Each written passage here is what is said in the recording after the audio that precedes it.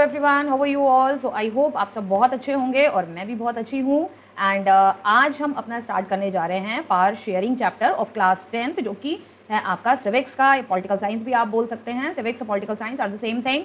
तो हम ये सिविक्स का चैप्टर या पॉलिटिकल साइंस का चैप्टर आज हम स्टार्ट करने जा रहे हैं, power sharing. And easy chapter है ये बहुत, और बहुत सारे स्कूल्स में आई थिंक सो ये चैप्टर करा दिया होगा और आपके फर्स्ट ड्यूटी में आ भी रहा होगा ये चैप्टर। सो दैट्स वाई आज हम इसको स्टार्ट करेंगे। एंड ईजी चैप्टर है, इसमें जितनी भी पीडीएफ्स हैं, जो भी आपकी स्लाइड्स जो भी बनाई गई हैं, वो सारी की सारी एनसीईआरटी बेस्ड हैं, टोटल एनसीईआरटी बेस्ड हैं। तो आपको आई डोंट थिंक सो किसी भी तरीके की कोई भी प्रॉब्लम होगी कि इस बुक से दिया, इस बुक से दिया, ऐसा कुछ भी नहीं है। टोटली एनसीईआरटी बेस्ड है ये, ठीक है। वैसे पर्सनली मुझे एनसीईआरटी इतना वो नहीं इम्प्रेस करती है, क्योंकि एनसीईआरटी अपडेट बहुत हार्डली ही एनसीईआरटी अपडेट होती है, but have to study with the NCERT. So इसलिए आप लोगों के लिए मैंने ये एनसीईआरटी से क्वेश्चंस जो है, सॉरी, ये जो आपका चैप्टर है ये प्रिपेयर किया है। इजी चैप्टर है। इस चैप्टर में हम 2 कंट्रीज के बारे में बेसिकली स्टडी करेंगे।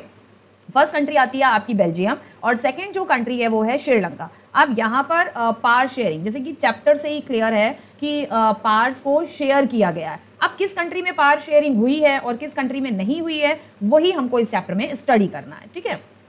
सो एज कंटिन्यू हम अपने चैप्टर की तरफ करते हैं। तो चैप्टर में हमारी फर्स्ट प्रेजेंटेशन जो हमारी आती है वो है आपकी अबाउट कंट्रीज के बारे में। 2 कंट्री, जैसे मैंने आपको पहले भी बताया कि 2 कंट्रीज के बारे में हम यहाँ पे स्टडी कर रहे हैं। एक है आपकी बेल्जियम, दूसरी है श्रीलंका। अब बेल्जियम में बहुत सारे अलग अलग एथनिक ग्रुप के पीपल्स रहते थे। एथनिक ग्रुप, एथनिक मीन्स होता है कल्चर, मतलब पर्टिकुलर कोई भी कम्युनिटी है, वो जिस प्लेस पे रहती है, जिस जगह पर रहती है, हर जगह पर रहने वाले लोग, हर अलग अलग प्लेस पे रहने वाले लोगों का कल्चर अलग अलग होता है, उनका ट्रेडिशंस अलग अलग होते हैं। तो culture to be called as उनकी सारी चीज़ें। तो कल्चर को ही एथनिक कहा था। एथनिक मीन्स होता है कल्चर, बट कल्चर में सारी चीज़ें आ जाती हैं, उनके ट्रेडिशंस, उनके festival, and the main most important is the उनकी लैंग्वेज, ठीक है। उनका ड्रेसिंग सेंस कैसा है, उनका जो लैंग्वेज है बोलने की वो कैसी है, बहुत सारी चीज़ें इसमें, फूड हो गया, ठीक है, और भी बहुत सारी चीज़ें कल्चर में, आपकी चीज़ें, ये सब कुछ आ जाता है, ठीक है। रहन सहन, खाना पीना, ओढ़ना, ये सारी चीज़ें, बोल चाल, भाषा, ये सब कुछ आ जाता है आपका कल्चर में।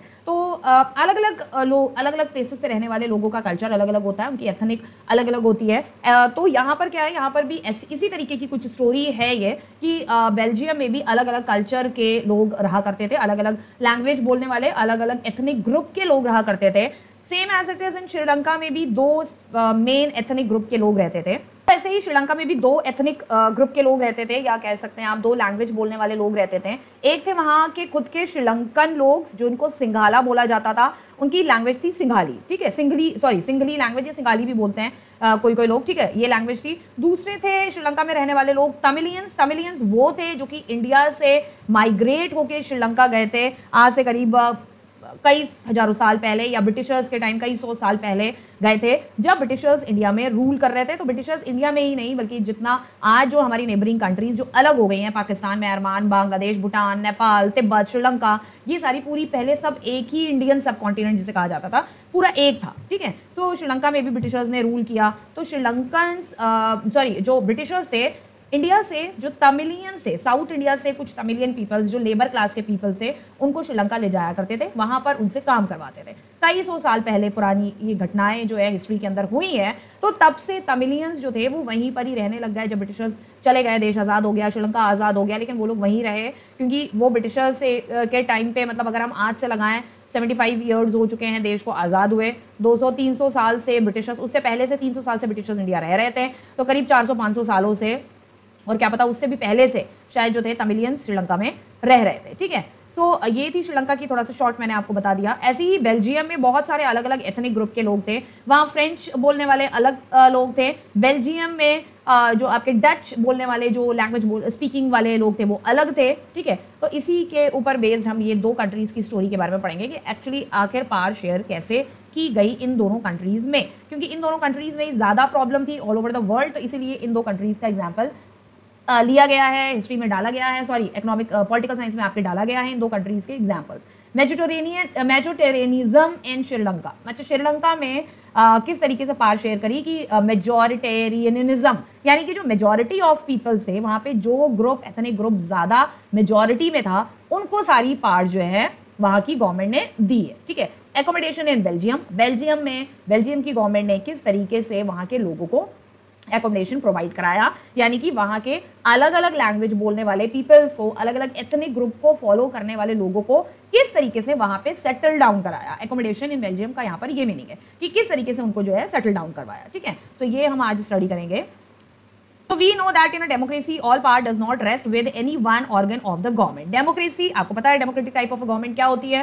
डेमोक्रेटिक टाइप ऑफ गवर्नमेंट वो है जहां पर पावर्स जो है वो सिर्फ केवल एक बंदे के हाथ में नहीं होती है। पावर्स हमारी डेमोक्रेटिक कंट्री में डिवाइडेड होती है। तो सारी पावर, जैसे कि अमेरिका में है democratic form of a government है, लेकिन डेमोक्रेटिक में भी वहां पर है presidential form of a government, यानी कि वहां पे डेमोक्रेसी में ज्यादातर डेमोक्रेसी है, एवरीबडी कैन वोट, लेकिन वहां पे दो ही पार्टीज होती हैं, एक आपकी नेशनल डेमोक्रेटिक पार्टी है और दूसरी है आपकी शायद कांग्रेस करके कुछ एक पार्टी है वहां पर। ठीक है, लेकिन वहां पे presidential form of a government है। प्रेसिडेंशियल फॉर्म यानी कि मैक्सिमम वहां पे ज्यादातर जो पावर्स है वो प्रेसिडेंट के हाथ में रहती है। प्रेसिडेंट चाहे तो कुछ भी, ही और she can do anything, country में कुछ भी कर सकता है, बहुत ज्यादा पावर वहां पे प्रेसिडेंट को दे रखी है।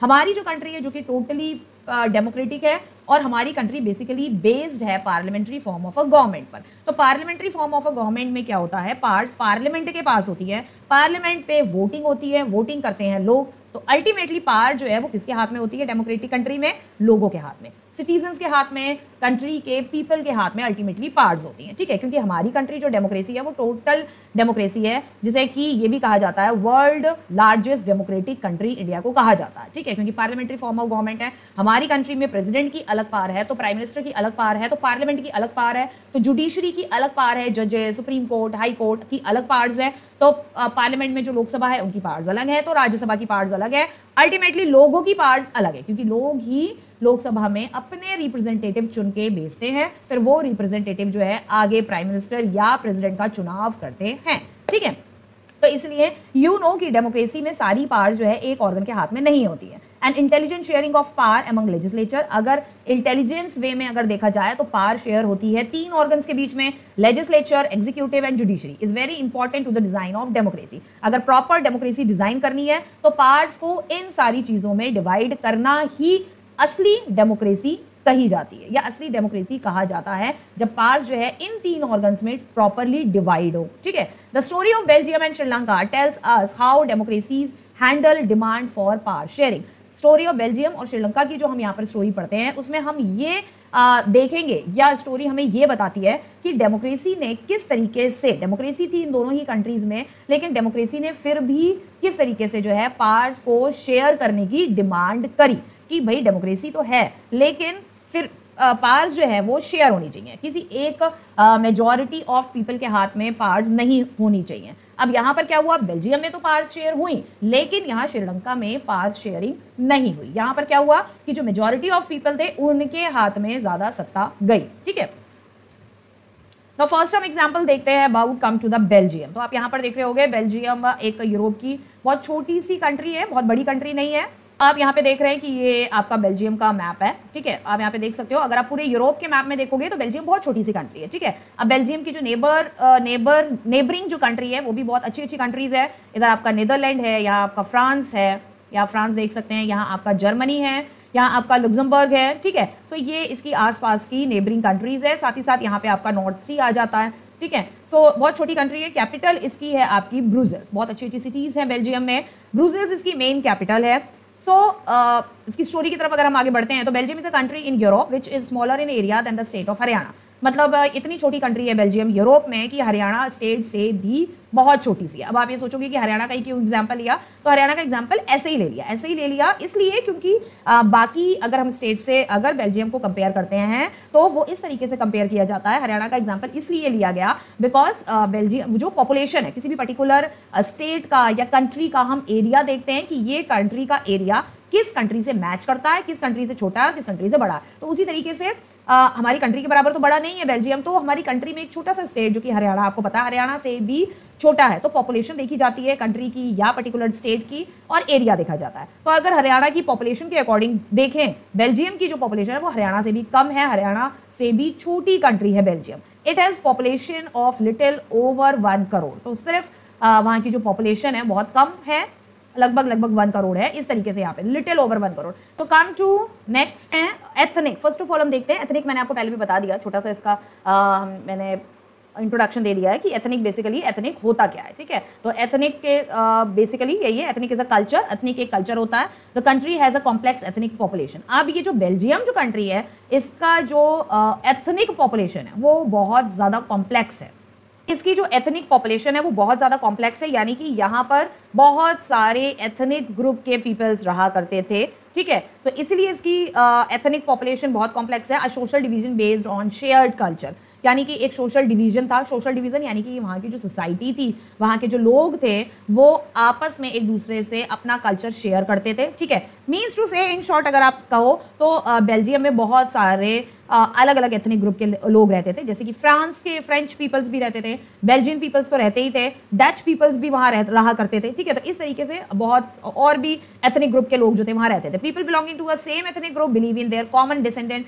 जो सेम एथनिक ग्रुप थे तो वो अपने कॉमन जो उनके डिसेंडेंट थे, जो यानी कि जो उनके पूर्वज थे, उसको वो लोग मानते थे, ठीक है। Because of similarities of physical type और ऑफ कल्चर और बोथ, तो उनकी जो सेम तरह के ग्रुप ऑफ पीपल थे, तो उनकी फिजिकल अपीयरेंस जो थी वो सेम हुआ करती थी, उनका कल्चर सेम हुआ करता था, या कभी कभी किसी किसी का दोनों ही चीज़ सेम हुआ करती थी, ठीक है। कल्चर और फिजिकल टाइप दोनों सेम हुआ करता था। किसी किसी का कभी कभी क्या होता था, किसी का कल्चर सेम होता था, फिजिकल टाइप नहीं मैच कर रही है, किसी का फिजिकल टाइप मैच कर रही है तो कल्चर उसका सेम नहीं है। They need not always have the same religion और nationalities, they need not always, और साथ ही साथ ऐसा कोई ज़रूरी भी नहीं था कि जो सेम एथनिक ग्रुप के थे उनका सेम रिलीजन हो या सेम नेशनैलिटी हो, ऐसा भी नहीं था। तो बहुत अगर इन शॉर्ट देखा जाए ना तो वहाँ बेल्जियम में बहुत ज़्यादा गड़बड़ झोल बहुत था, बहुत सारे अलग अलग और ग्रुप ऑफ पीपल, अलग अलग कल्चर को मानने वाले लोग, क्योंकि उसकी जो नेबरिंग कंट्रीज थी, यहाँ फ्रांस, जर्मनी, नीदरलैंड, लग्जमबर्ग, ठीक है, तो वहाँ के ही लोग जो थे, जो पड़ोसी देश थे, पड़ोसी देशों के लोग ही जो थे वो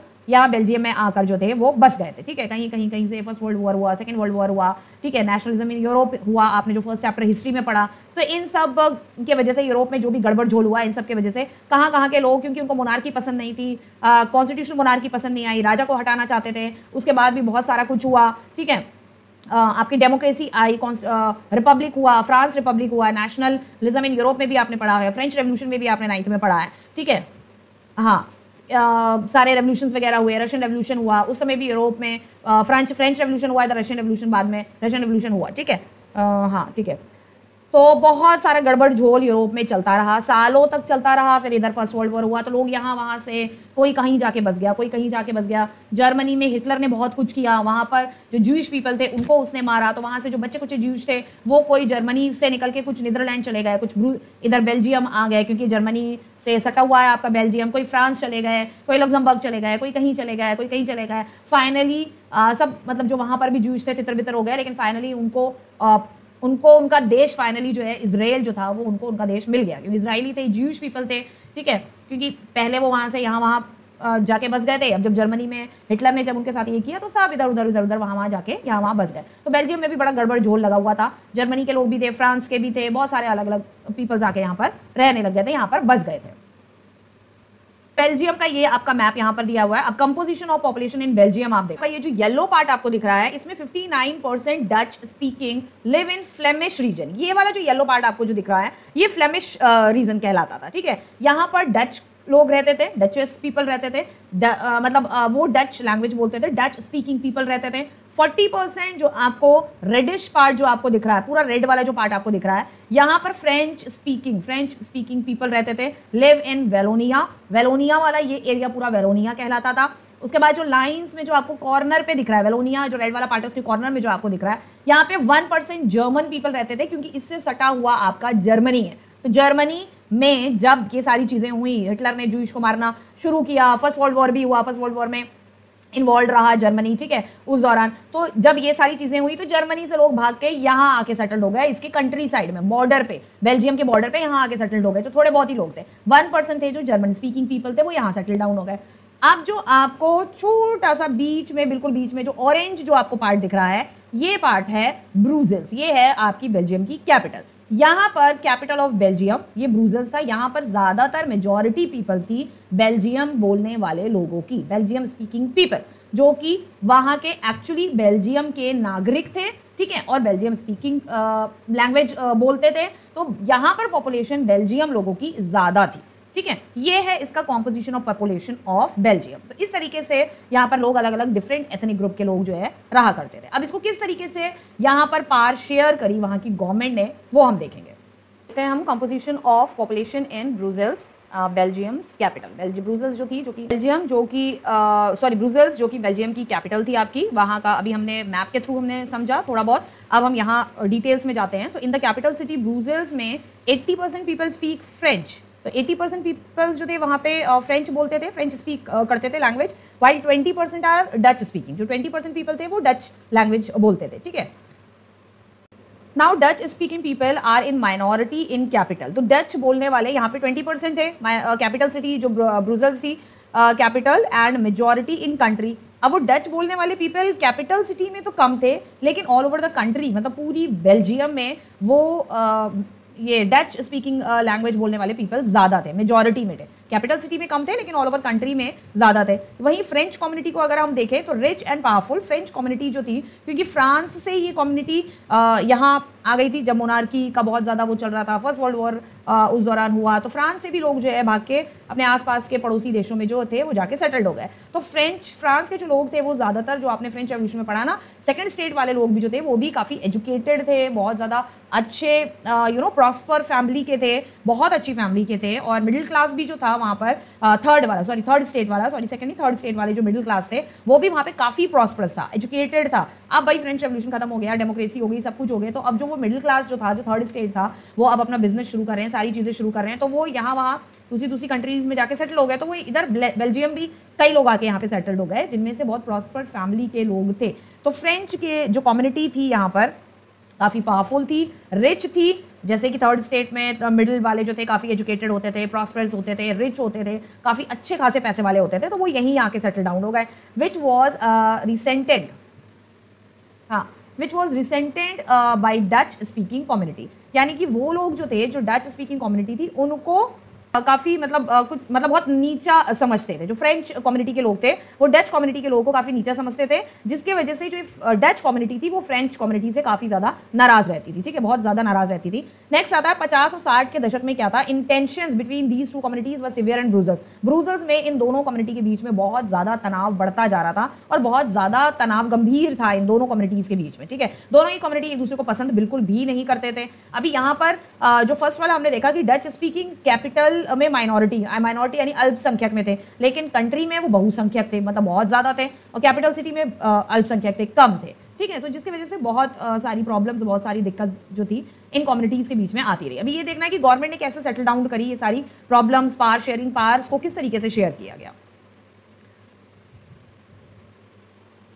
ना Brussels presented a special problem. अभी ब्रूसेल्स में एक स्पेशल प्रॉब्लम यही थी कि Dutch speaking people constitute a majority, क्योंकि ब्रूसेल्स कैपिटल जो थी बेल्जियम की, वहाँ पर डच स्पीकिंग जो थे वो मेजॉरिटी में, वो माइनॉरिटी में थे, और कंट्री में मेजॉरिटी में थे, बहुसंख्यक में थे, but a minority in the capital. So tensions in Brussels, इस तरीके से आप देख सकते हो, पिक्चर हमने डाली है कि ब्रूसेल्स में उस टाइम पे किस तरीके से टेंशंस होती थी, क्योंकि वो चाहते थे कि पार हमें मिले, क्योंकि हम कंट्री में ज़्यादा है, हम जो ये डच बोलने वाले, डच लैंग्वेज बोलने वाले जो पीपल है वो बेल्जियम कंट्री में ज़्यादा है, उनकी पॉपुलेशन ज़्यादा है, तो लड़ाई झगड़े इनमें आपस में बहुत होते रहते थे।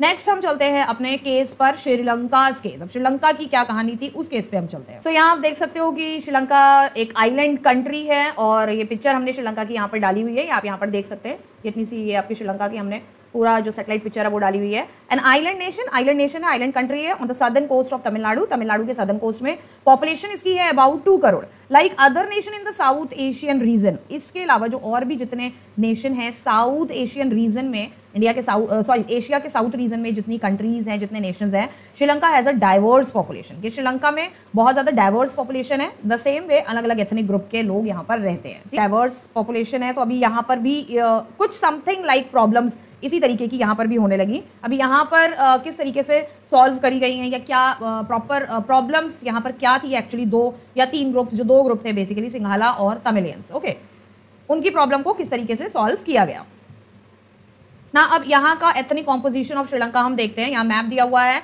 सो तमिल स्पीकर्स 18%, यानी कि तमिल बोलने वाले जो लोग थे, पीपल थे, वो थे आपके 18%। सिंघाला लैंग्वेज बोलने वाले जो लोग थे वो थे आपके करीब 74%। तो आप यहाँ मैप में देख सकते हो, जो येलो वाला पार्ट है बेसिकली, तो यहाँ हमने थोड़ा ये जूम कर दिया है क्योंकि ऐसे आपको विजिबल नहीं होगा,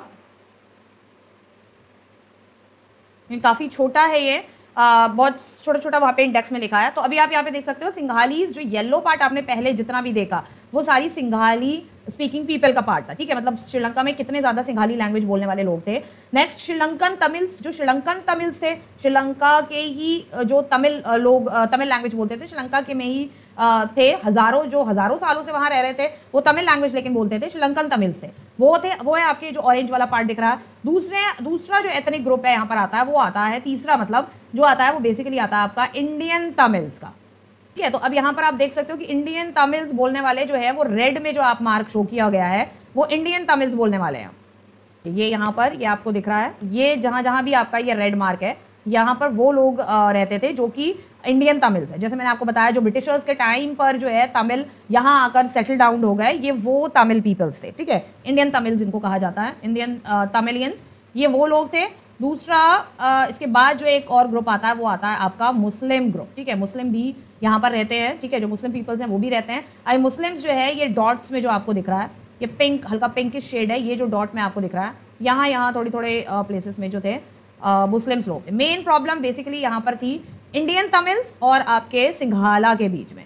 जो मेन जो लड़ाई का जो कारण था वो सिंघाला पीपल स्पीकिंग पीपल के बीच में था और इंडियन तमिल स्पीकिंग पीपल के बीच में मेन लड़ाई थी, ठीक है। मुस्लिम्स ज़्यादा नहीं थे, थोड़े पार्ट में आप यहाँ पे देख सकते हो। यहाँ पर मुस्लिम्स थे, इस पार्ट में आपके मुस्लिम्स थे, यहाँ मुस्लिम्स थे, ये जो गोल गोल आप डॉट्स जितनी देख रहे हो, तो यहाँ आपके मुस्लिम लोग जो थे वो रहा करते थे। Next will see Tamil population. अभी हम तमिल पॉपुलेशन के बारे में देखेंगे। 2 सब ग्रुप्स विच वर, 2 मेजर जो ग्रुप थे, जैसे मैंने आपको बताया, Tamil native of the country are called Sri Lankan Tamils. तो जो तमिल नेटिव्स थे, जो तमिल के मतलब हजारों सालों से जो रह रहे थे श्रीलंका में, उनको श्रीलंकन तमिल्स कहते थे, वो 13% थे। Indian Tamils whose forefather came from India as plantation worker during the colonial period. ये इंडियन तमिल्स वही थे, जैसे मैंने आपको बताया, जो ब्रिटिशर्स के टाइम पे जो है, ब्रिटिशर्स जिन मजदूरों को, साउथ इंडियन तमिल्स को जो है लेकर आता था और प्लांटेशन के लिए श्रीलंका में, ठीक है, और काम के तौर पे उनसे काम करवाया जाता था। फोर फादर्स उनके लाए गए, श्रीलंका में लाए गए उनके फोर फादर्स, और कॉलोनियल पीरियड के टाइम पे, और उनसे यहाँ पर plantation worker, as a plantation worker उनसे काम करवाया गया।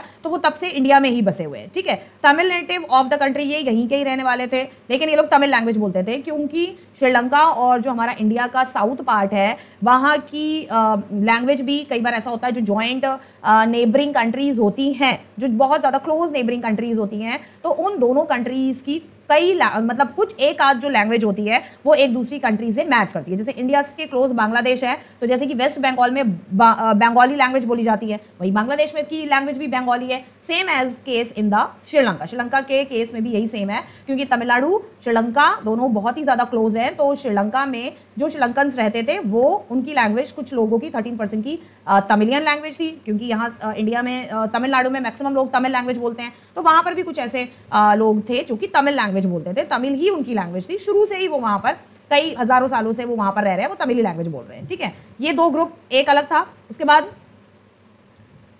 Now religious composition. अब रिलीजियस कॉम्पोजिशन यानी रिलीजन के बेस पर भी वहाँ पर कुछ एथनिक ग्रुप्स जो थे वो अलग अलग थे।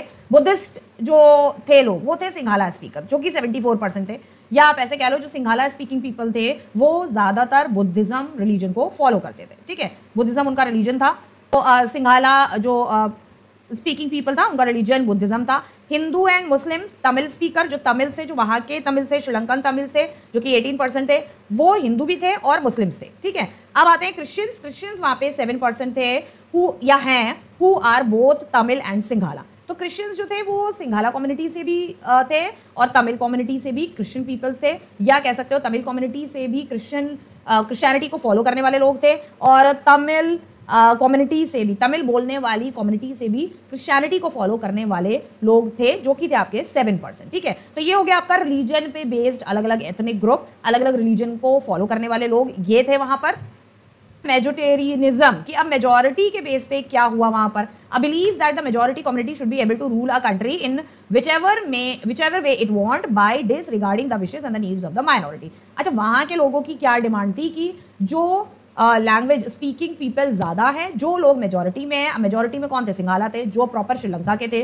श्रीलंका की जो लैंग्वेज है वो सिंघाली लैंग्वेज है, ठीक है। तो वो ये चाहते थे, सिंघाला लोग ज़्यादातर ये चाहते थे, और वहाँ की गवर्नमेंट ने यही किया। वहाँ की गवर्नमेंट ने यूनिवर्सिटीज़ में, कॉलेजेस में, स्कूल्स में तमिल लोगों को ये लड़ाई झगड़ा बेसिकली अभी यहाँ पर इसमें जो मेन लड़ाई झगड़े का जो मेन रीज़न है वो रीज़न यहाँ पावर शेयरिंग के चैप्टर में नहीं दिया हुआ है। सिर्फ ये दे दिया है कि वो इतने लैंग्वेज बोलने वाले इतने परसेंट थे, इतने ये लैंग्वेज बोलने वाले इतने परसेंट थे, ये रिलीजन को फॉलो करने वाले इतने परसेंट थे, ये रिलीजन को फॉलो करने वाले इतने परसेंट थे। लेकिन मेन रीज़न बुक में भी कहीं शायद नहीं दिया हुआ है, कुछ हाँ कुछ थोड़ा सा शायद एक पैराग्राफ थोड़ा सा दिया हुआ है इसमें, तो वो शायद हम इसके सेकंड लेक्चर में भी आए तो वो वहाँ मैं आपको बता दूंगी, बट इन शॉर्ट मैं अभी बता देती हूँ। तो वहाँ पर ये था कि मेजॉरिटी जो कम्युनिटी थी वो यही चाहती थी कि मेजॉरिटी कम्युनिटी गवर्नमेंट को रूल करे, सॉरी कंट्री को रूल करे, वही कंट्री की गवर्नमेंट बनाए, और जिस तरीके से वो कंट्री को चलाना चाहती है, व्हाटएवर जैसे यहाँ पे लिखा हुआ है ना, विचएवर वे इट वांट, जिस तरीके से वो चलाना चाहती है उस तरीके से वो चलाए, by disregarding the wishes and needs of the minority. यानी कि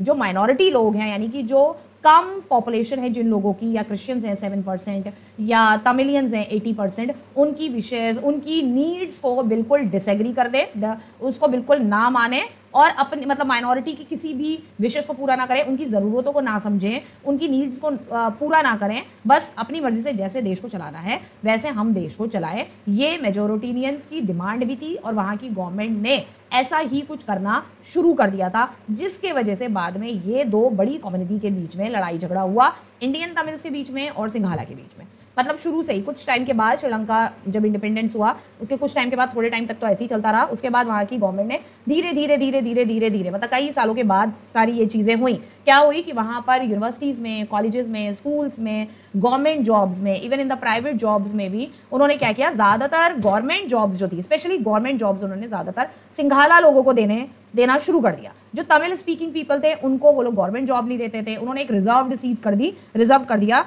कि सिंघाला लोगों को जॉब मिलेगी, सिंघाला को नौकरियां मिलेंगी गवर्नमेंट में, स्कूल्स में, कॉलेजेस में, ऑफिशियल गवर्नमेंट ऑफिसर्स में।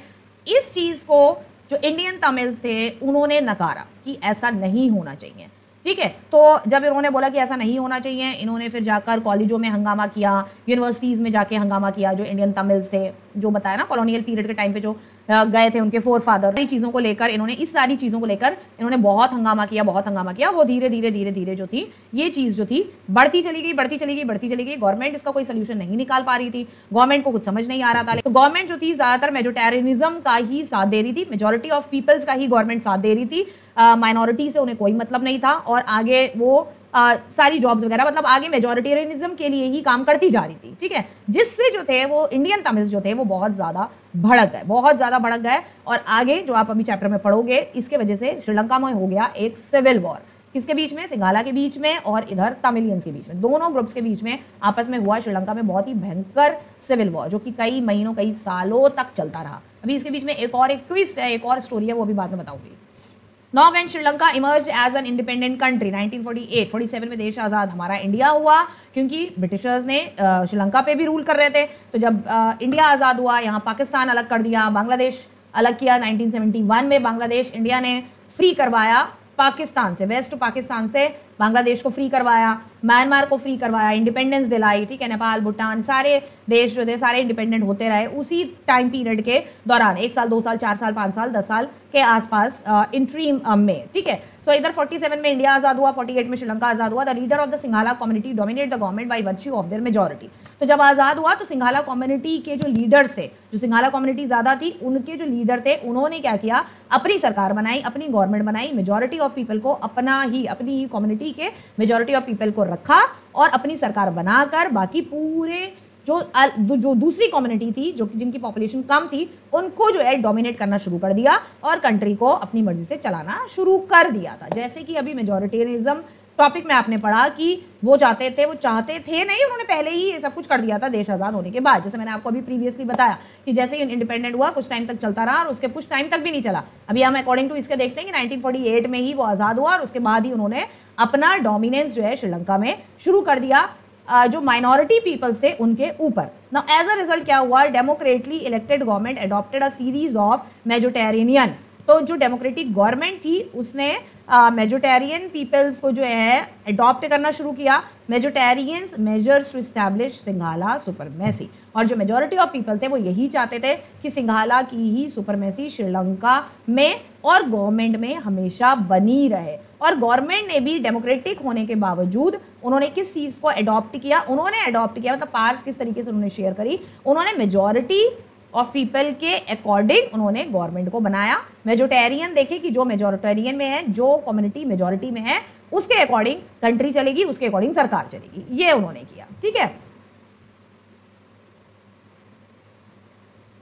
नेक्स्ट देखते हैं हम 1956 में क्या हुआ। 1956 में an act was pass to recognise Sinhala as the only official language, thus disagree Tamil. अब 1956 में क्या हुआ, 1956 तक ऐसे ही चलता आ रहा था, कोई नहीं, चलो भाई चलता आ रहा था, जैसे रूल कर रही थी गवर्नमेंट, जैसे चला रही थी। अब इन्होंने क्या किया, 1956 में सिंघाला के लिए सिंघली लैंग्वेज ऑफिशियल लैंग्वेज बना दी कि वही ऑफिशियल लैंग्वेज है। अब यहाँ तमिलियंस को तो सिंघाली लैंग्वेज नहीं समझ में आती ना। सिंघाला जो है वो बेसिकली, जो श्रीलंका है वो बेसिकली एक ट्राइबल लोग है, क्योंकि श्रीलंका एक आइलैंड था, आइलैंड पे बसे हुए ये कुछ लोग थे, कुछ यहाँ कुछ वहाँ के ट्राइब, यानी कि वहीं की श्रीलंका एक आइलैंड था, कि आइलैंड की जंगली प्रजाति है ये एक जंगली जाति है सिंघाला, जो कि सिंघाली लैंग्वेज बोलती है। वहाँ की लैंग्वेज जो सिंघाली थी, एक जंगली ट्राइब होने की वजह से वहाँ की लैंग्वेज सिंघाला थी। ठीक है, अब सिंघाली लैंग्वेज जो तमिलियंस थे उनको नहीं समझ में आती है, तो ऑफिशियल वर्क जो है, अगर कोई तमिल कहीं ऑफिशियल पोस्ट पे लगा हुआ है तमिलियन, तो उसे सिंघाली लैंग्वेज कैसे समझ में आएगी। ठीक है, तो तमिलियंस ने इसके लिए डिसएग्री किया। सेकंड क्या हुआ, Sinhalese were given preferential treatment in the government jobs and university positions. ये मैंने आपको पहले एक्सप्लेन कर दिया, कॉलेजेस में, स्कूल्स में, यूनिवर्सिटीज़ में, सब जगह उनके साथ उनको जॉब्स दी जा रही थी, गवर्नमेंट में उनको जॉब्स दी जा रही थी, साथ ही साथ उनके साथ एक स्पेशल ट्रीटमेंट भी दिया जा रहा था, जो तमिलियंस के साथ नहीं किया जा रहा था। जो तमिलियंस ऑलरेडी यूनिवर्सिटी या कॉलेजेस में लगे हुए थे उनको, यानी कि लाइक फॉर एग्जाम्पल, क्या एग्जाम्पल अगर हम देखें तो सिंघाला की सैलरी हाइक हो रही थी, सिंघाला वालों की सैलरी बढ़ा रहे थे, वही तमिलियंस की नहीं बढ़ा रहे थे। इस तरीके की चीज़ें कुछ हो रही थी। New constitution stipulated that state shall protect and foster Buddhism. जो नया कॉन्स्टिट्यूशन बना, उन्होंने अपने कॉन्स्टिट्यूशन में क्या डाला कि हमें बुद्धिज्म को प्रोटेक्ट करना है, अपने रिलीजन को प्रोटेक्ट करना है, बुद्धिज्म को, और फॉस्टर करना है। फॉस्टर यानी हमें बुद्धिज्म को पालना है, हमें बुद्धिज्म को और ज़्यादा स्प्रेड करना है। पालना है इन द सेंस और ज़्यादा स्प्रेड करना है, मतलब जो तमिलियंस हैं, जो हिंदू है तमिलियंस हैं, जो मुस्लिम्स हैं, जो तमिलियंस हैं, जो क्रिश्चियंस हैं, उनको भी हमें बुद्धिज्म में कन्वर्ट करना है। फॉस्टर का मतलब यहाँ पर ये हो गया। ठीक है, तो ये उन्होंने अपने कॉन्स्टिट्यूशन में डाल दिया, क्योंकि मेजॉरिटी ऑफ पीपल्स यही चाहते थे। तो मेजॉरिटी जो थी 74% सिंघाला की थी, और वो बुद्धिज्म रिलीजन को फॉलो करते थे। ठीक है, इस वजह से ये कॉन्स्टिट्यूशन में हुआ। All these government measures coming one after the other gradually, ये एक के बाद एक कॉन्स्टिट्यूशन में गवर्नमेंट ने ये सारी चीज़ें एक के बाद ये करने लगी। The other gradually increase the feeling of the alienation among the Sri Lankan Tamils, और जिसकी वजह से जो वो 18% वाले थे श्रीलंकन तमिल्स, उनके बीच में, उनके दिलों में भी सिंघाला के लिए, गवर्नमेंट के लिए एक बहुत ही नफरत जो थी, इनके दिल में जो थी वो भर गई थी। ठीक है, नफरत या अलगाव की भावना। अलगाव मतलब आप कह सकते हो, एलिनेशन होता है अलगाव, एलिनेशन अलगाव मतलब कि नफरत या बदले की भावना भर गई, या जो गवर्नमेंट कर रही है उसे हमें रोकने की भावना कि ये गलत है, इसको किसी भी तरीके से हमें बदलना है, हमें रोकना है इस चीज़ को। तो ये अलगाव की भावना जो थी, धीरे धीरे एक के बाद एक ये जो चेंजेस गवर्नमेंट कर रही थी, इसके वजह से उनके अंदर ये अलगाव की भावनाएं भरने लग गई। Now reaction of Sri Lankan Tamils. अब तक श्रीलंकन तमिल्स का क्या रिएक्शन था? They felt that none of the major political parties led by the Buddhist Sinhala leader was sensitive to their language and culture.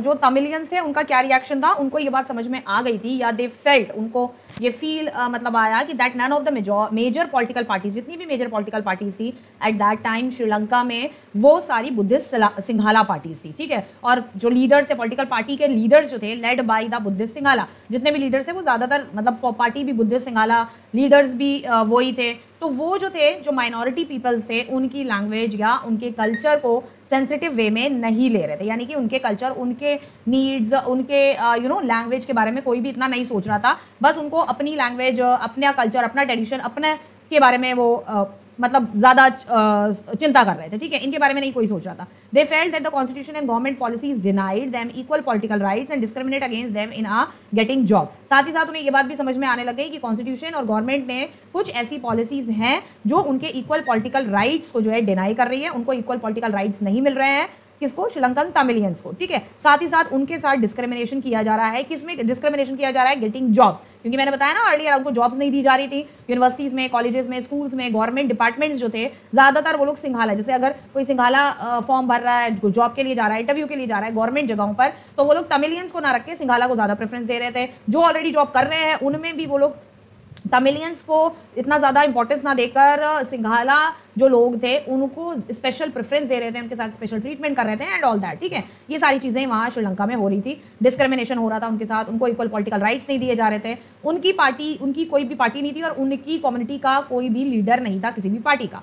तो launch parties and struggle for, अब इन्होंने क्या किया, गुस्से में आके इन्होंने अपनी एक पार्टी बनाई और अपना इन्होंने स्ट्रगल जो था वो शुरू कर दिया। अब क्या था? Recognising Tamil as an official language. उसमें इन्होंने क्या किया कि तमिल जो है उसको हम अपनी एक ऑफिशियल लैंग्वेज रखेंगे। रीजनल ऑटोनॉमी, हमारे रीजन की अपनी ऑटोनॉमी होगी, हम अपने रीजन को जो है अपना रूल करेंगे। जिस रीजन में, पर्टिकुलर रीजन में वो तमिलियंस रहा करते थे, इंडियन तमिलियंस, श्रीलंकन तमिलियंस, ठीक है। इक्वल अपॉर्चुनिटी, और वहां पर हम सभी को, जो वहां पर रहना चाहता है, अगर कोई और भी आना चाहता है तो जहां वहां पर जितने भी लोग होंगे उनको हम इक्वल अपॉर्चुनिटी देंगे वहां रहने की, और हर चीज में इक्वल अपॉर्चुनिटी देंगे। ये इन्होंने अब लॉन्च करी पार्टीज और अपने स्ट्रगल्स, अपनी इन्होंने लड़ाई जो थी वो गवर्नमेंट से, कॉन्स्टिट्यूशन से शुरू कर दी। यहाँ पर क्या होता है? But their demand for more autonomy to provinces populated by the Tamils were repeatedly denied. अब इन्होंने अपनी ऑटोनॉमी की डिमांड करी, ठीक है। वो ये ना फ्री तमिल, तमिल एलम, जो ये देखो यहाँ पर पोस्टर लगा हुआ है तमिल एलम, मतलब इन्होंने बोला कि हम अपनी खुद की पार्टी बनाएंगे और सबको इक्वल अपॉर्चुनिटी देंगे। अभी आपने जो प्रीवियसली पढ़ा, तो इन्होंने गवर्नमेंट से डिमांड, अब पहले अपनी ऑटोनॉमी की गवर्नमेंट से पहले डिमांड करना शुरू किया।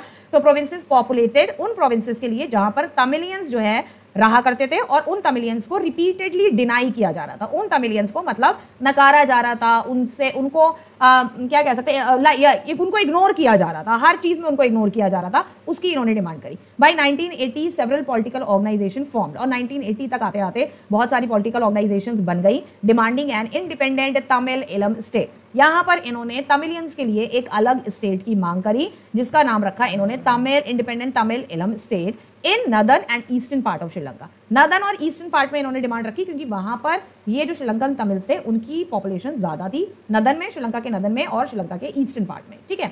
The distrust between the two communities turned into a widespread conflict and ended in with a civil war. मैंने आपको प्रीवियसली बताया कि ये कम्युनिटी का जो डिस्ट्रस्ट था, एक दूसरे पे बिलीव नहीं करना, साथ ही साथ सिंघाला भी बहुत ज्यादा उल्टा सीधा भी बहुत ज्यादा कर रहे थे लोगों के साथ, गवर्नमेंट भी बहुत ज्यादा उल्टा सीधा कर रही थी, ठीक है।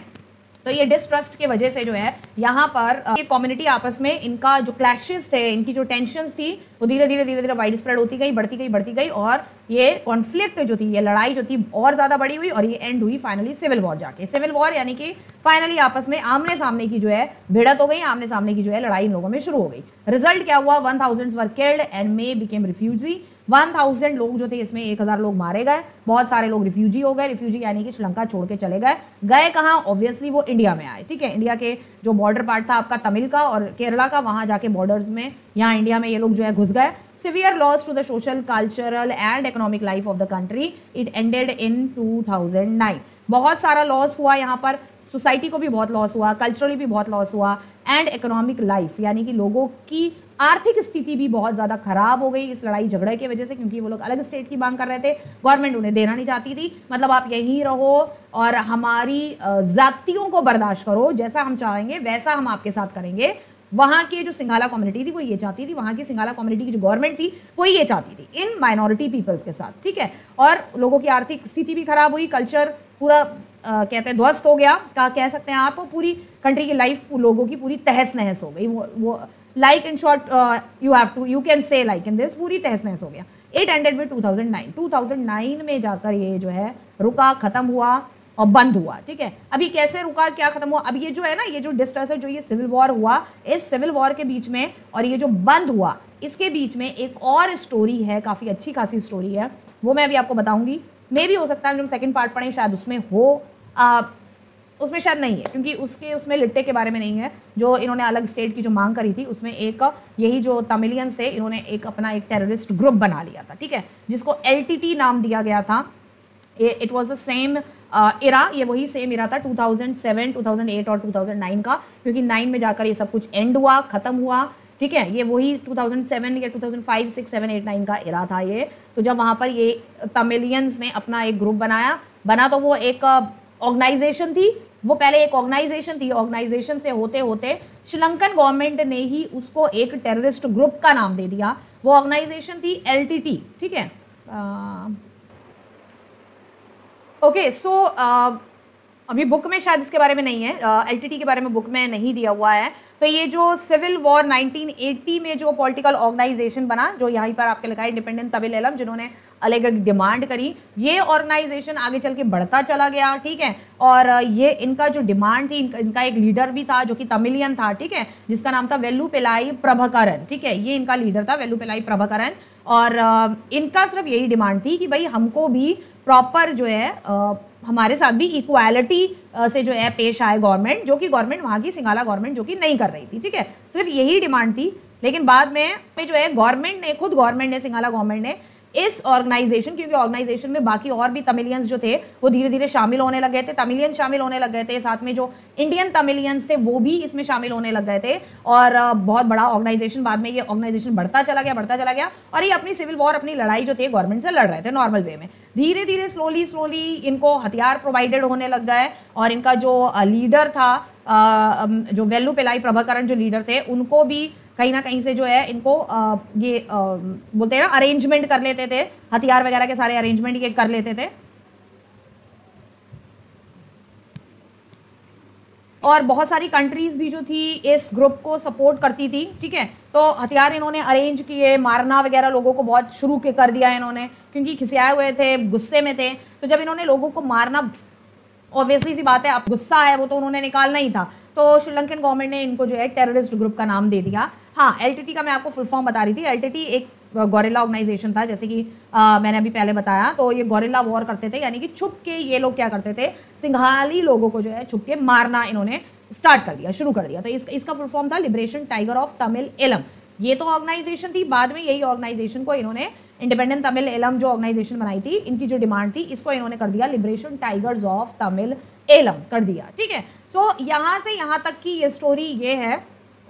इसी दौरान ही आपको पता होनी चाहिए ये स्टोरी, ठीक है, क्योंकि ये इसमें बताई गई हुई नहीं है। क्योंकि ये वॉर जो सिविल वॉर में कन्वर्ट हुई, तो सिविल वॉर में ऐसे ही नहीं कन्वर्ट हुई है, बहुत सालों तक इसकी लड़ाई ये जो है चलती रही। 2009 में ये एंड हुई जाकर, जब इस पर मिलिट्री ने, आर्मी ने, श्रीलंकन आर्मी ने, और साथ ही साथ श्रीलंकन के साथ साथ इंडियन आर्मी ने भी इसके ऊपर, इस ऑर्गेनाइजेशन के ऊपर अटैक किया। अटैक ऐसे किया कि श्रीलंका ने इंडिया से हेल्प मांगी थी, ठीक है, कि ये आतंकवादी हमारे कंट्री में, ये आतंकवादी संगठन बन गया है, हमारे सिंघालियों को मार रहा है। साथ साथ में उन्होंने ये भी खबर जो है झूठे र्यूमर फैला दिया, तमिलियंस को भी मार रहा है, ये एक प्रॉपर टेररिस्ट ग्रुप है, इन्हें कुछ नहीं चाहिए, ये बस लोगों को मार रहे हैं, ठीक है, ये एक टेररिस्ट ग्रुप है। तो लिट्टे को वहाँ की गवर्नमेंट ने, श्रीलंका की गवर्नमेंट ने लिट्टे को एक टेररिस्ट ग्रुप जो है वो बना दिया था कि एक टेररिस्ट ग्रुप है। साथ ही साथ धीरे धीरे जब ये ग्रुप बढ़ने लगा, बहुत बढ़ने लगा, यानी कि ये जो सिविल वॉर स्टार्ट हुई, स्टार्ट से 1970 में प्रभाकरन ने ये 80 में ये वाली ऑर्गेनाइजेशन बनाई।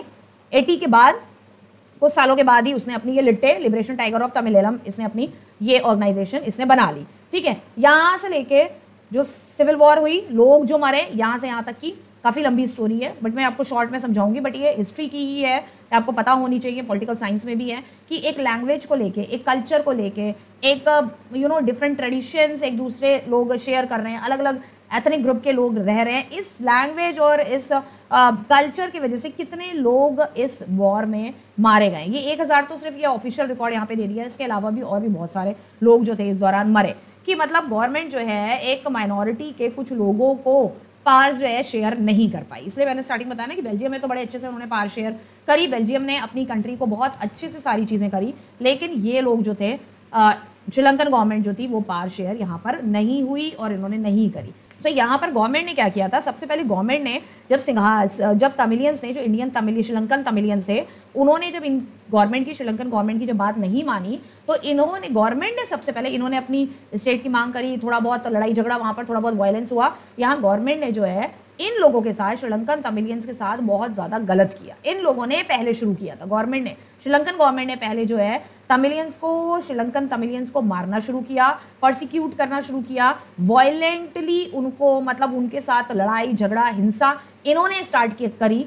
उस हिंसा के अगेंस्ट में साथ ही साथ discriminatory policy against Sri Lankan Tamilian के अगेंस्ट जो डिस्क्रिमिनेट पॉलिसी थी, उसके अगेंस्ट में प्रभाकरण ने ये एलटीटी की स्थापना करी थी, स्टैब्लिश किया था इसे 1976 में, एक इस ग्रुप को इस्टेब्लिश किया था। तो वो ये सोचता था कि ये ग्रुप अगर बनेगा तो हम अपने वायलेंस से, अपनी ताकत से हम शायद गवर्नमेंट को मना लेंगे इस बात के लिए। लेकिन गवर्नमेंट यहाँ नहीं मानी, ये लड़ाई झगड़ा चलता रहा। धीरे धीरे वो जो एलटीटी जो ग्रुप था प्रभाकरण का, उसको धीरे धीरे गवर्नमेंट ने खुद से जो है टेररिस्ट ग्रुप घोषित कर दिया।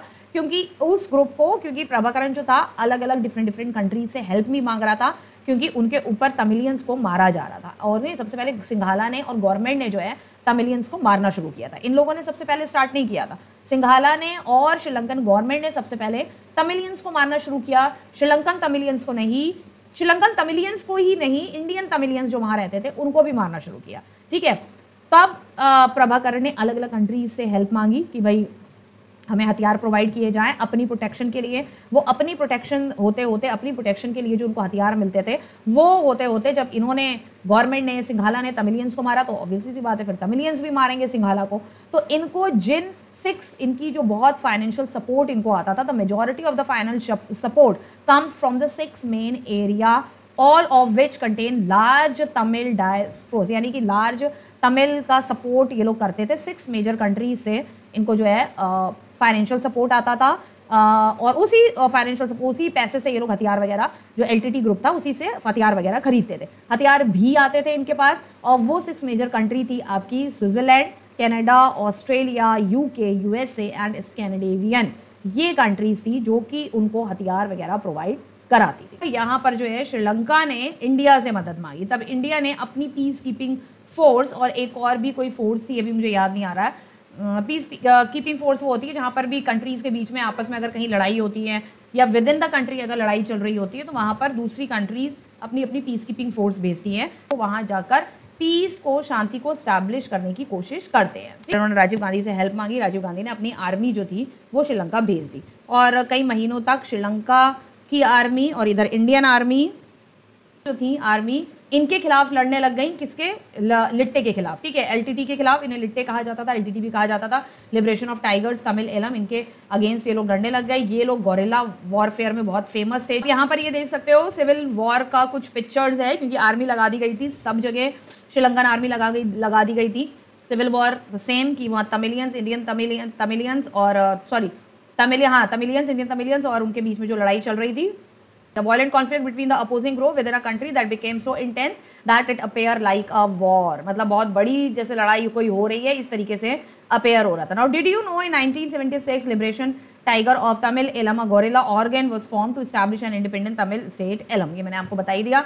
ठीक है, इन्होंने एक अलग स्टेट इस्टेब्लिश करने की डिमांड करी थी, फॉर्म भी कर लिया था, वॉज फॉर्म्ड। एक ये लिबरेशन टाइगर जो फॉर्म किया 1976 में। अच्छा हाँ, इसके बाद एक स्टोरी एक और भी डिड यू नो इसमें आता है कि प्रभाकरण को मार देने के बाद जो है क्या हुआ था, जो श्रीलंका के जो तमिल्स थे वो तो नाराज थे ही, साथ में जो इंडियन तमिल्स थे जो श्रीलंका में सेटल डाउन थे, वो लोग भी जो थे इंडियन आर्मी से, साथ ही साथ राजीव गांधी के कहने पर, क्योंकि आर्मी गई थी, राजीव गांधी प्राइम मिनिस्टर थे एट दैट टाइम, तो राजीव गांधी से भी वो लोग बहुत ज़्यादा नाराज थे तमिलियंस, कि राजीव गांधी ने उनकी हेल्प के लिए जो है, मतलब उनकी हेल्प ना करके, जो तमिलियंस थे उनकी हेल्प ना करके श्रीलंकन गवर्नमेंट की हेल्प करी और हमें मरवाया। ये उनका कहना था कि उनको हमारी हेल्प करनी चाहिए थी, तो हमारी हेल्प ना करके उन्होंने और बल्कि श्रीलंकन गवर्नमेंट की हेल्प करी और हमें मरवाया इन्होंने। ठीक है, हमारे लीडर को मरवाया, क्योंकि उसको, प्रभाकरण को, वो लीडर तो था ही ऑब्वियसली सी बात है, और उसी ने ही बनाई थी ये LTTE, liberation tiger of Tamil alum.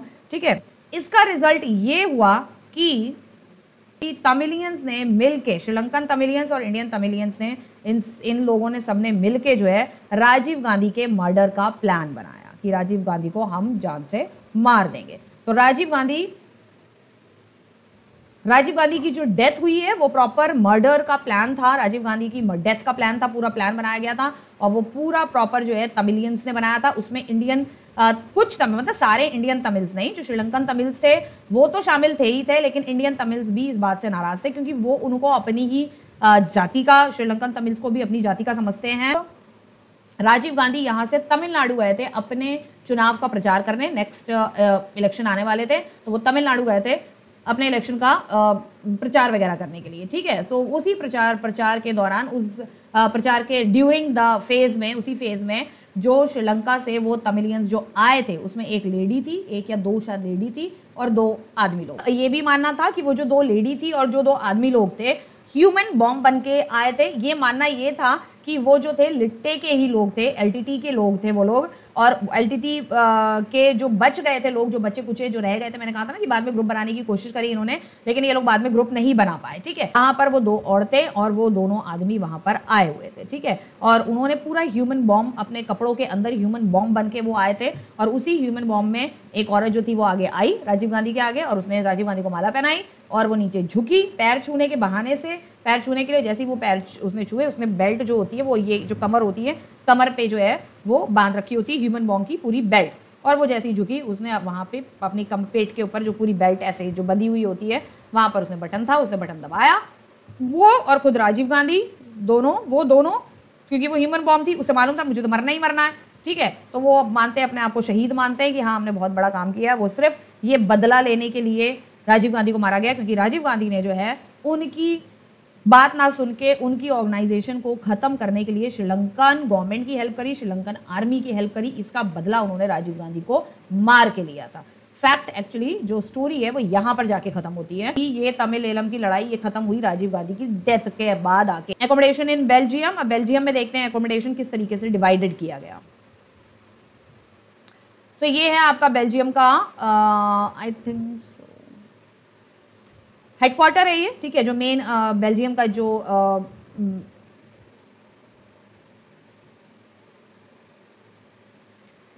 Main Belgium का जो सेंटर सिटी है वहां का ये हेडक्वार्टर दिखाया हुआ है। So Belgium leaders took different paths, Belgium के लीडर्स ने कुछ अलग तरीके का पाथ जो है अपनाया। They recognised the existence of regional and cultural differences, उन्होंने जो रीजनल डिफरेंसेस थे उनकी कंट्री में, अलग अलग रीजन से जो लोग जो थे वो कुछ फ्रांस से, नीदरलैंड से, जो नेबरिंग कंट्रीज थी वहां से रह रहे थे डच स्पीकिंग पीपल, और उन्होंने साथ में जो कल्चरल डिफरेंस था दोनों को रिकॉग्नाइज किया, दोनों को समझा। बिटवीन 1970 से लेकर 1993 4 कॉन्स्टिट्यूशनल अमेंडमेंट्स हुए, यानी कि 4 बार कॉन्स्टिट्यूशन में अमेंडमेंट किया गया to facilitate peaceful living for all in the country. इसलिए किया गया कॉन्स्टिट्यूशन में, देखो उन्होंने अपने कॉन्स्टिट्यूशन में चेंज किया, ना कि श्रीलंका की तरह जो है कि नहीं भाई हम माइनॉरिटी को तो हम वो नहीं देंगे, किसी तरीके का राइट नहीं देंगे, हम अपना कॉन्स्टिट्यूशन मेजोरिटोरियनिज्म के अकॉर्डिंग हम अपना कॉन्स्टिट्यूशन बनाएंगे। तो ये उन्होंने बहुत ज़्यादा गलत किया। ठीक है, लेकिन यहाँ पे देखो बेल्जियम ने किस तरीके से अपने कॉन्स्टिट्यूशन को 4 बार अमेंड किया ताकि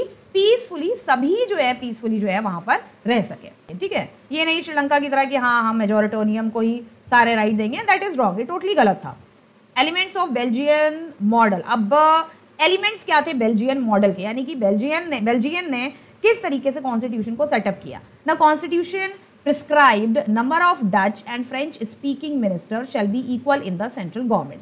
अब इन्होंने क्या किया, जो डच स्पीकिंग पीपल्स थे उनकी तरफ से भी एक रिप्रेजेंटेटिव गवर्नमेंट सेंट्रल गवर्नमेंट में रखा, जो फ्रेंच स्पीकिंग पीपल थे उनकी तरफ से भी एक रिप्रेजेंटेटिव सेंट्रल गवर्नमेंट में इन्होंने रखा। इक्वली दोनों मिनिस्टर्स, दोनों लैंग्वेज बोलने वाले लोगों के तरफ से उनके इक्वल रिप्रेजेंटेटिव है। अगर उनके 2 थे तो उनके भी 2 थे, उनके 4 थे तो उनके भी 4 थे। इस तरीके से इन्होंने डिवाइड किया। Subordinate of the state government, state government का सबॉर्डिनेट कौन थे? Many parts of the central government have been given to state government, बहुत सारी सेंट्रल गवर्नमेंट की जो पार्ट्स थी स्टेट गवर्नमेंट को दी गई, have been given to the state government to the regions of the country, ताकि जो स्टेट गवर्नमेंट है वो अपने रीजन को जो है वो अच्छे से हैंडल कर पाए। कुछ पार स्टेट गवर्नमेंट को दी गई, ये नहीं कि सारी पार सेंट्रल गवर्नमेंट के पास थी।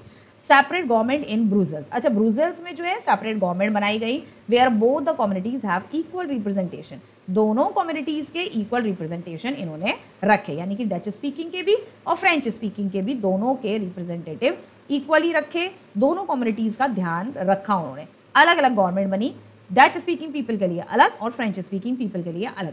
कम्युनिटी गवर्नमेंट, वहां पर बनी कम्युनिटी गवर्नमेंट, इसी को कहा गया community government, elected by belonging to one language community.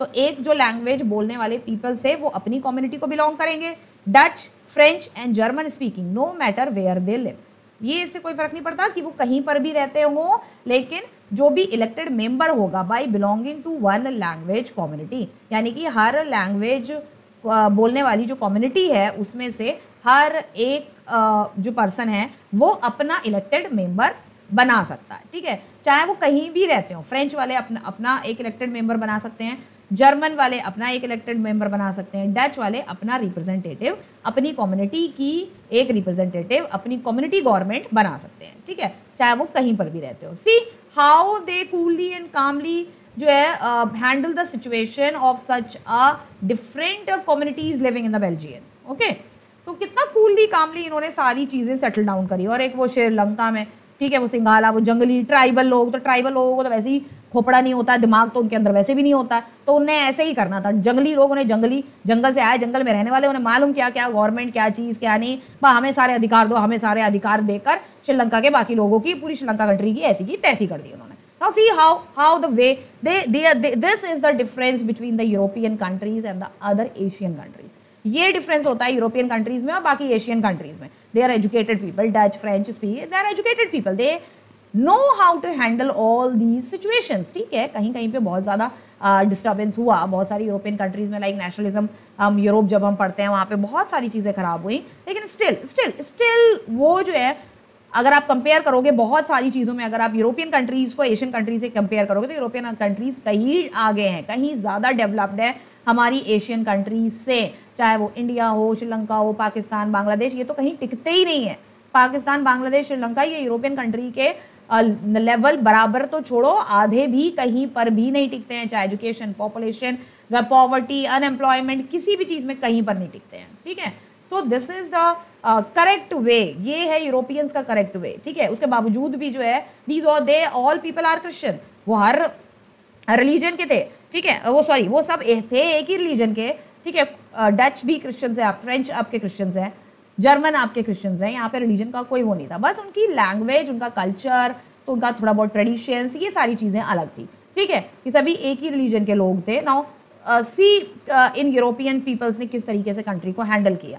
उसके बावजूद भी सम पीपल आर सेइंग कि नहीं, क्रिश्चियंस बड़े बुरे हैं, यूरोपियंस बहुत बुरे हैं, अंग्रेज बहुत बुरे हैं। I don't know why. Now आता कम्युनिटी गवर्नमेंट। कम्युनिटी गवर्नमेंट में क्या था? This government has a power regarding cultural, educational, language related issue. इस गवर्नमेंट के पास कौन कौन से पावर थे? अगर कल्चरल कोई इशू आता है, कोई किसी को फेस्टिवल सेलिब्रेट करने के लिए अगर मना करता है, या मना तो खैर नहीं करेगा, या कोई भी अगर इशू आ जाता है कल्चर को लेकर, तो कम्युनिटी गवर्नमेंट जो है उसको ठीक करेगी। एजुकेशन को लेके कोई प्रॉब्लम, एजुकेशन को लेके कोई इशू आ जाता है तो उसको चेकआउट किया जाएगा, कम्युनिटी गवर्नमेंट चेकआउट करेगी। लैंग्वेज रिलेटेड कोई इशू है तो उसे कम्युनिटी गवर्नमेंट चेकआउट करेगी। Okay, now Belgium model is complex but accommodating.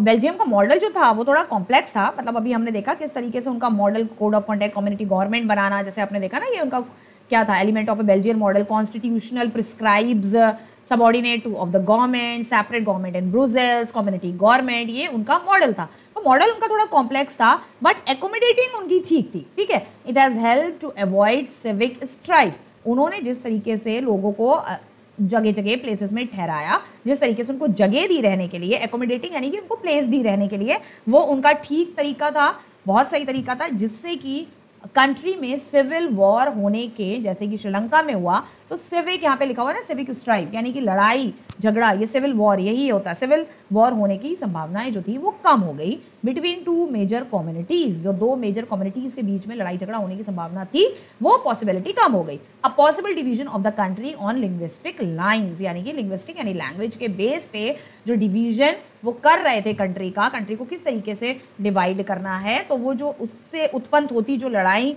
होती, कुछ दो कम्युनिटीज के बीच में सिविल वॉर हो जाती, तो वो होने की संभावना कम हो गई। For the same reason Brussels was chosen as the headquarter of European Union. तो यूरोपियन यूनियन क्या है? एक ग्रुप है जो कि यूरोप की कंट्रीज की सारी चीज़ें देखता है, ठीक है। यूरोपियन यूनियन एक पूरा सारी यूरोप की कंट्रीज को मिला के एक ऑर्गेनाइजेशन टाइप बनाई हुई है, ठीक है। ये भी एक तरीके की ऑर्गेनाइजेशन है पूरी, जैसे WHO हो गई, यूनेस्को हो गई, यूनिसेफ हो गई, ये भी एक यूरोपियन कंट्रीज की है सिर्फ ये यूनियन, ठीक है। यूरोपियन कंट्री की ऑर्गेनाइजेशन है, इसमें कोई एशियन, अफ्रीकन ये सब कंट्री शामिल नहीं है। सो इनका हेडक्वार्टर इसी वजह से, ये फॉर द सेम रीजन, इसी रीजन की वजह से यूरोपियन यूनियन ने अपना हेडक्वार्टर ब्रुसेल्स में एस्टैब्लिश किया, ठीक है। Now come to the question. In which region of the Belgium does 40% speaking French speaking community reside? Flemish region, Brussels, Wallonia region, none of the above, sorry none of the above. Answer इसका आप मुझे comment section में बताएंगे जल्दी से कि क्या इसका करेक्ट आंसर है, ठीक है। Now what is the full form of LTT? मैंने आपको बताया था, liberation today Tamil Eelam, liberation tiger of Tamil Eelam, liberation Tamil today Eelam, none of the above. Okay, so इसका भी आंसर आप मुझे कमेंट सेक्शन में बताएंगे। Explain how Belgium was able to solve her ethnic problem. बहुत इजी क्वेश्चन है, बहुत अच्छा है, बेल्जियम का जो सारी चीजें बहुत अच्छे से सेटल डाउन हुई, तो इसका आंसर आपको पता होना चाहिए। आंसर आपके इसी PDF में, इसी PPT प्रेजेंटेशन में आपको इसका आंसर मिल जाएगा कि कैसे बेल्जियम ने एथनिक प्रॉब्लम को सॉल्व किया। सो इस क्वेश्चन का आंसर हमने यहाँ पर डाला हुआ है, ये वाला जो क्वेश्चन हमने दिया है आपको, ठीक है, ये क्वेश्चन का आंसर यहाँ पर हमने डाला है, यहाँ रखा हुआ है आपके इस PPT प्रेजेंटेशन में। So well the Belgium leader recognise the existence of regional, जब बेल्जियम के लीडर्स ने देखा कि भाई रीजनल डिफरेंसेस है, कल्चरल डाइवर्सिटी बहुत है, तो उन्होंने क्या किया, 4 बार अपने कॉन्स्टिट्यूशन को चेंज किया, ताकि जो क्यों चेंज किया, in order to accommodate these differences, इन डिफरेंसेस को बहुत अच्छे से एकोमोडेट करने के लिए, इन डिफरेंसेस को अच्छे से बसाने के लिए उन्होंने अपना 4 बार कॉन्स्टिट्यूशन ही चेंज कर डाला, ना कि श्रीलंका की तरह, ठीक है। The following are the ways in which the Belgium has accommodate the existing regional differences and the cultural diversity. Equal number of ministers रखे गए। The government of Belgium has equal number of Dutch and French speaking minister, equal number of ministers थे Dutch में भी और French में भी, and this has been done to give an equal par, ये इसलिए दिया गया ताकि इक्वल पार मिल सके to the majority of people को भी और माइनॉरिटी लैंग्वेज स्पीकिंग ग्रुप को। फेयर शेयर ऑफ पार, यानी कि जो पार्स थी उनको फेयरली शेयर किया सबके साथ, यानी मेजॉरिटी के साथ भी और माइनॉरिटी के साथ भी। So many parts of the central government has been given to the state government. Central government की बहुत सारी पार्ट स्टेट गवर्नमेंट को दी गई ऑफ 2 रीजन्स, 2 रीजन्स की of the country. The state government जो थी वो सबॉर्डिनेट नहीं थी, सेंट्रल गवर्नमेंट को सबॉर्डिनेट नहीं करेगी, बल्कि वो इंडिपेंडेंटली काम करेगी। स्टेट गवर्नमेंट अपनी तरीके से काम करेगी, अपनी कम्युनिटी के लिए, चाहे वो फ्रेंच हो चाहे वो डच स्पीकिंग हो, अपनी तरह से काम करेगी। दूसरा इन्होंने बनाया setting up of community government, a third kind of a government name the community government is introduced in addition to the central and the state government.